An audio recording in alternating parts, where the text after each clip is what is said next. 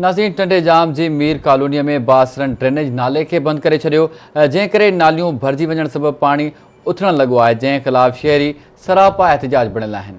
असां video link ते मौजूद है अज़हर लोची। जी अज़हर। मुख़्तलिफ़ इलाइक़नि में जेको आहे बासरन पारां मुख़्तलिफ़ मुख्य लाइनुनि में जेको आहे कटा ऐं मिटी बंदि करण ख़िलाफ़ जेको आहे मीर कॉलोनी जे रवासियुनि जो जेको हिन वक़्तु एहतजाज जारी आहे। अचो त खेनि ॻाल्हि ॿोल कयूं था। ये जेका कॉलोनी आहे मीर ज़ामिन जे वाल साहब मीर ग़ुलाम हैदर ॾिनी आहे। सभ खां पहिरियां त हिन जो फ़र्ज़ु हुयो हिन कॉलोनीअ जो सेवरेज जो बंदोबस्तु इनखे करिणो।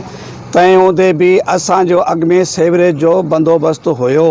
5-8 साल अॻु में असांजो पाणीअ जी खोट हुई।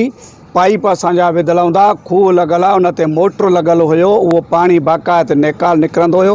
हिन जा कमदार कारावा आया, अचे असांजो सेवरेज जूं लाइनियूं टोड़े असांजा फसल था सुकनि। बाबा तव्हांजा फसल सुकनि था, अॼु हे तव्हां टोड़ियो था, सुभाणे पोइ वरी बंदि कंदो, पोइ असां काॾे ईंदासीं। जॾहिं हे सेवरेज लाइन ख़तमु थी वेंदी 10 सालनि ताईं का ॻाल्हि कोन आई। जॾहिं सेवरेज लाइन असांजी सफ़ा डैमेज थी वई, का शइ कोन, मोटर खॼी आहे, खूह बंदि थी आहे, पाइप बंदि थी आहे, अॼु राति में पाणी बंदि था करे छॾनि त असां काॾे वेंदासीं कॉलोनी वारा।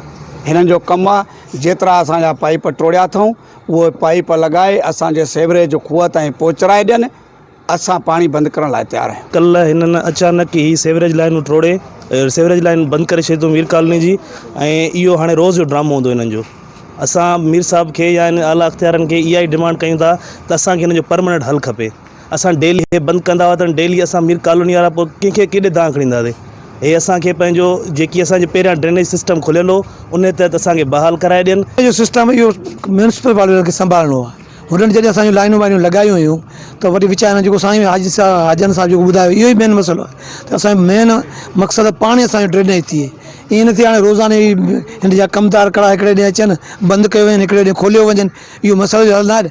मसइलो हल इहो त टाउन वारनि खे इंतिज़ामिया खे या उन्हनि खे हल करिणो आहे। तव्हां मीर कॉलोनी जे रवासियुनि जी ॿोल ॿुधी हिननि जो चवणु आहे त फौरी तौर कार्रवाई करे फौरी तौर इंसाफ़ फराहम कयो वञे।